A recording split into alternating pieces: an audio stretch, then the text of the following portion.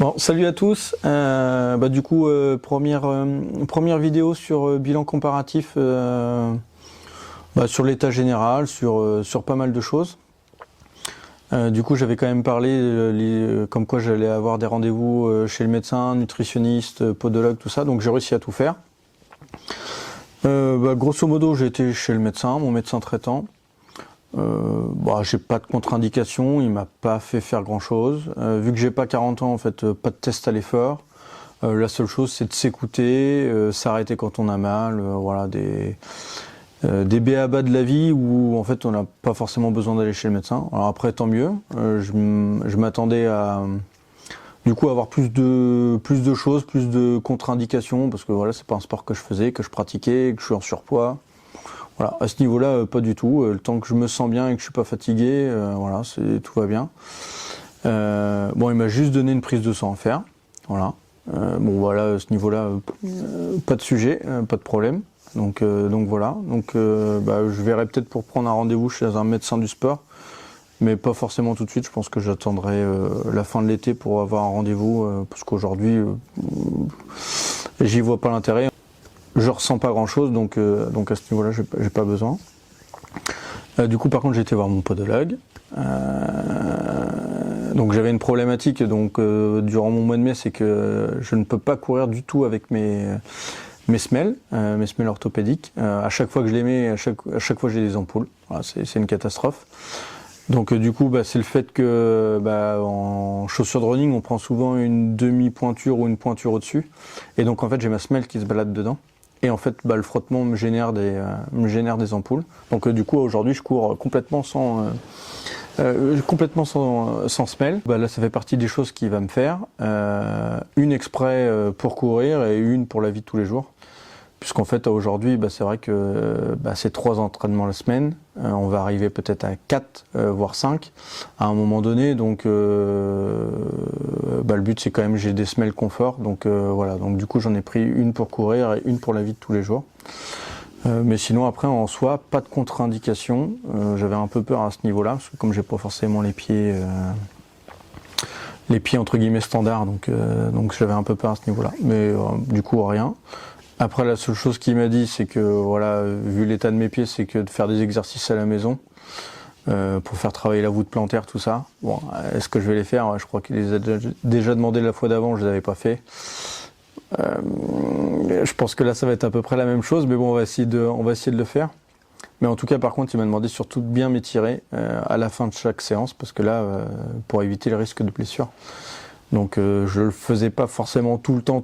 Bon, aujourd'hui je vais essayer de m'y tenir parce que ça dure vraiment pas très longtemps. Du coup, j'ai eu rendez-vous à ma nutritionniste. Donc là, je reprends le téléphone parce que je me rappelle pas des chiffres. Tout début mai, je faisais 97 kg. Aujourd'hui, j'en fais 94.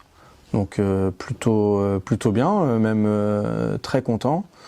Je me rappelle plus, j'ai pas noté le tour de poitrine que j'ai et le tour de ventre, mais je crois qu'à la base je devais être à 107 et aujourd'hui je suis à 102 en termes de ventre. Poitrine, je sais pas. Mais ça, je leur donnerai les chiffres la prochaine fois parce que j'ai oublié de les noter. Par contre, j'ai des chiffres qui sont assez impressionnants, en tout cas à mes yeux impressionnants. Début mai, j'avais une masse musculaire de 38,1 kg. Alors qu'aujourd'hui j'ai 40,1, donc du coup j'ai pris 2 kg de masse musculaire. Et en masse graisseuse, j'étais à 30,1 de masse graisseuse, et aujourd'hui je suis descendu à 24,2. Donc là je suis vraiment content parce que j'ai bien descendu. Donc ça correspond pas entre notre poids initial et la perte. Mais bon, vu qu'on perd du gras et qu'on gagne du muscle, et avec le muscle on prend de l'eau, en tout cas voilà, je suis très content d'avoir perdu autant de masse graisseuse. Du coup, c'est quand même pas mal d'être suivi, parce que demain, typiquement, on peut dire sur la balance, j'ai pas perdu de poids, mais en fait, si on a perdu de la graisse et gagné du muscle, c'est même très bien. Que le contraire, du coup demain ça peut être aussi l'inverse, hein. Ça peut être on perd de la masse musculaire mais on gagne de la masse graisseuse, donc effectivement le poids ne change pas. Mais du coup, c'est moins bon pour la santé. Donc d'être suivi, alors je dis pas toutes les semaines, mais une fois par trimestre ou une fois par mois, ça peut être intéressant pour tout le monde. Il n'y a pas besoin forcément de faire du sport. J'ai perdu tout ça juste en rééquilibrage alimentaire. J'ai pas demandé de régime particulier, donc aujourd'hui je me prive de rien. C'est juste que j'apprends juste à manger plus sainement, correctement. Si une journée je mange très gras, le soir je fais très attention.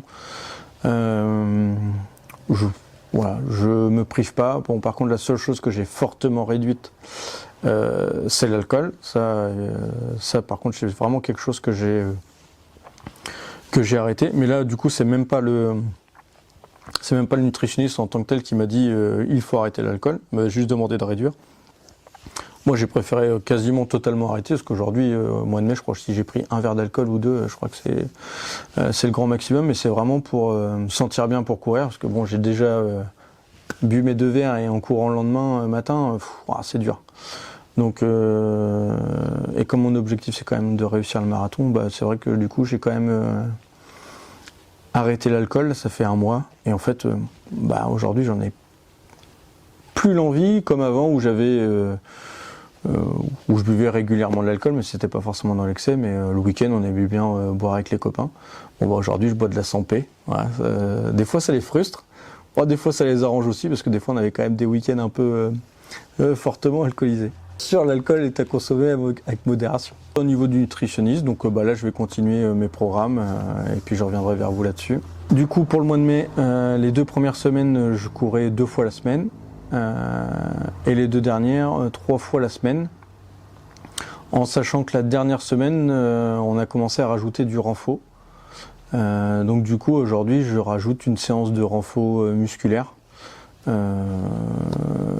durant ma semaine où je cours 3 fois. Donc un programme assez intense, mais sans être violent. Je dirais en fait la séance la plus violente à chaque fois, c'est le renfo musculaire. Parce que quand je fais travailler les abdos, pareil, ça fait mal. Et encore, je dis les abdos, mais c'est plutôt un abdal à chaque fois. Donc voilà. Donc aujourd'hui, j'ai pas encore filmé ça. Je suis pas forcément fan de la salle de sport avec tout le monde qui nous regarde. Voilà, je trouve pas forcément ça très intéressant de voir un gars se pavaner, avoir du mal à se relever parce qu'il est en train de faire ses abdos. Bon, je trouve pas forcément ça intéressant, mais peut-être que je le ferai. On verra plus tard si je me sens un peu plus à l'aise et puis si j'ai envie. Par contre, mois de mai, j'ai quand même ma synthèse de ce que j'ai couru. Mois de mai, j'ai couru en tout 61 km, donc pour mon premier mois. Donc c'était plutôt, j'ai trouvé ça plutôt bien parce que en fait, je sais même pas si avant je faisais ça à l'année quand j'étais à l'école, donc quand on était obligé de courir. Donc franchement content. Les 61 km, du coup, j'ai mis 8h30.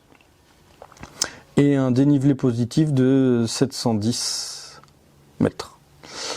Donc voilà, donc on va voir si le mois de juin va être plus performant. Donc normalement il devrait être plus performant puisque je vais sortir un peu plus. Donc voilà. Donc sinon dans la globalité, moi qui aimais pas du tout courir, aujourd'hui je prends du plaisir à courir.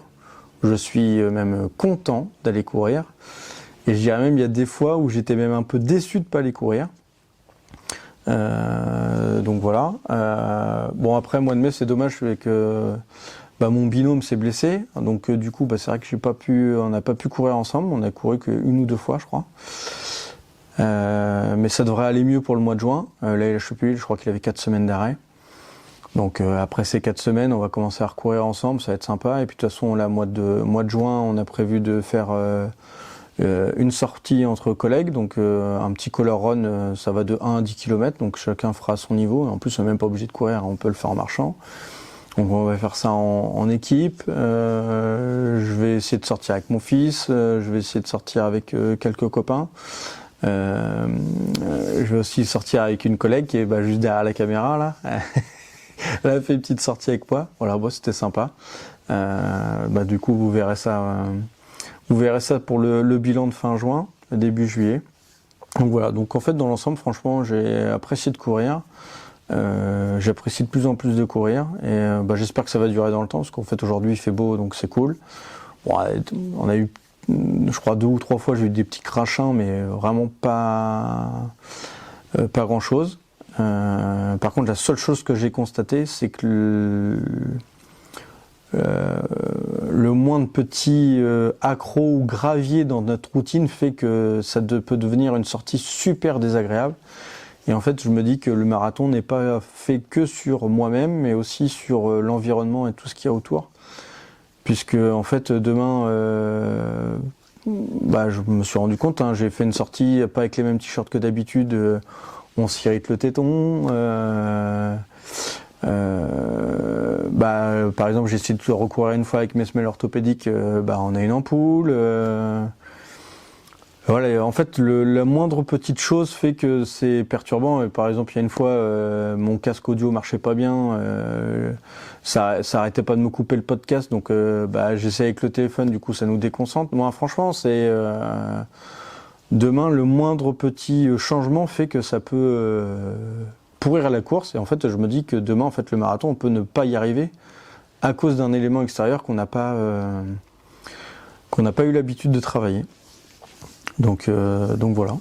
Mais sinon, franchement, plutôt cool et envie de continuer. Donc en fait, en soi, le marathon aujourd'hui, je pense qu'il est accessible.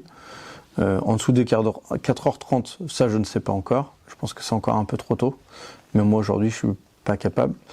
Mais de le finir, ça, je pense que c'est faisable puisque je travaille beaucoup la basse intensité. Donc demain, je sais que je peux courir dans ma zone 2 très longtemps. Je pense que les 42 km peuvent être largement faits en zone 2 sans trop de problèmes. Donc je parle en fréquence cardiaque, pas en allure. Donc parce qu'aujourd'hui je cours vraiment essentiellement qu'à ma fréquence cardiaque. Donc voilà, donc c'est toujours zone 1, zone 2, et sachant que la zone 2 elle dépasse pas, je crois c'est 165 BPM. Donc voilà, donc quand je cours dans ces fréquences là, ça va. Donc voilà. Surtout, n'hésitez pas à me suivre sur les réseaux, à vous abonner, à liker, à partager. Voilà, le but c'est de partager, c'est de montrer à tout le monde que c'est tout à fait faisable. Parce que moi qui est en surpoids, qui part de zéro et qui n'aimait pas ça, je vais certainement y arriver. Je sais pas, peut-être que j'y arriverai pas, mais en tout cas, le but, c'est de montrer à tout le monde que c'est accessible pour tout le monde et que tout le monde peut y arriver, en fait. C'est pas qu'une histoire de performance, de métabolisme, voilà, c'est vraiment lié beaucoup à la tête. Donc, à partir du moment qu'on a dit qu'on y arriverait, on peut y arriver, peu importe son niveau.